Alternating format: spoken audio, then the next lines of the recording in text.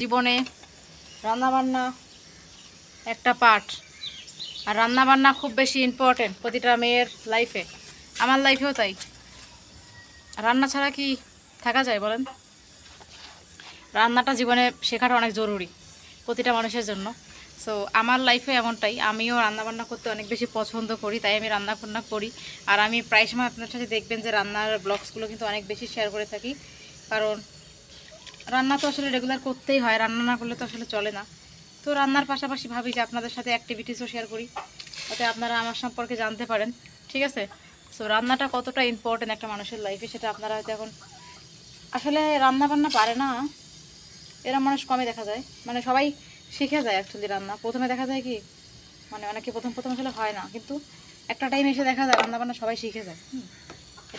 এটা একটা মানে মানুষের জাতিগত একটা নিয়ম বলা যায় না রান্নাবান্না।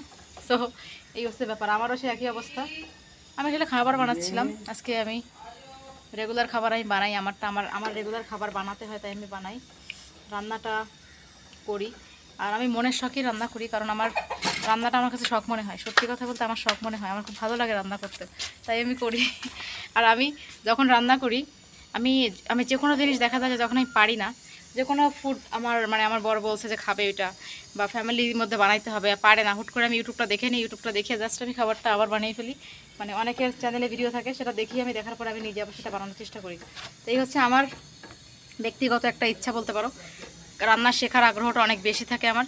আর আমি আসলে সত্যি কথা বলতে বিয়ের আগে কখনোই রান্নাবান্না করতে পারতাম না, এটা আমার সত্যি কথা। বাস্তবেই আমি বিয়ের আগে কখনো রান্নাবান্না করিনি, বা ওরম সুযোগ হয়নি আমার, কারণ আমার মায়ের হাতে রান্না খাইছি সবসময়। মা মারা যায় 2020-এ, তো তখন আমি স্কুলে। তো সেই সময় থেকে আমি তারপরে খাইছি হচ্ছে হোস্টেলে। হ্যাঁ, হোস্টেলে খাওয়া দাওয়া করে হোস্টেলেই মোটামুটি বড় আপুরা টাপুরা ছিল, ওদের সাথে থাকতাম। তো ওই মিলিয়ে আসলে তারপরে আর হয় তাই রান্নাবান্না করা ওরমভাবে নিজ হাতে খুব কমই করা হতো, সপ্তাহে একবার হয়তো করতাম কি না করতাম, এরকম একটা ব্যাপার ছিল। বাট তারপরে শ্বশুরবাড়ি আসার পরে পাক্কা রাঁধুনি এখন হয়ে গেছি। এখন যে কোনো কিছু রান্নাবান্না করতে দিলে আমার আর কোনো প্রবলেম হয় না, আমি পারি আর কি, আমি শিখে নিতে পারি। না পারলেও আর কি ট্রাই করি, কারণ এটা তো ট্রাই করার মতো একটা বিষয়, তাই না? রান্নাবান্না তো ট্রাই করতেই হবে, লাইফে খুব ইম্পর্টেন্ট একটা পার্ট প্রতিটা মানুষের।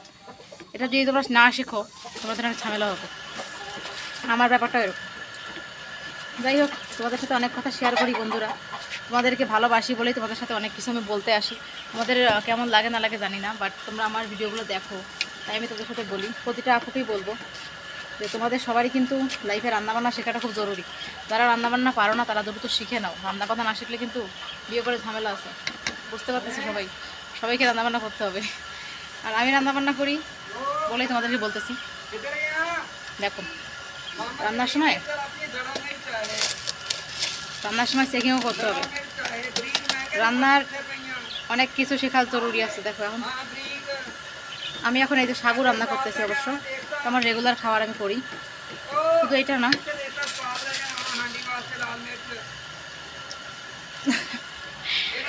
আমার বর আমাকে অনেক কাজে হেল্প করে, সত্যি কথা বলতে অনেক কাজে হেল্প করে। বড় ছেলে মানুষ, আমার বরের হাতের গরুর মাংসটা অনেক বেশি পছন্দ করি, আমি ভালো রান্না করতে পারে। বাকি যে খাবার টাবার আছে এগুলো আমি নিজেই করি, কারণ আমি নিজেই এক্সপার্ট, আমার কারো রান্নার দরকার হয় না, আমি যা পারি তাই আমার জন্য অনেক বেশি। বুঝেছো বন্ধুরা? সো করে ফেলতেছি রান্না। কী হয়েছে?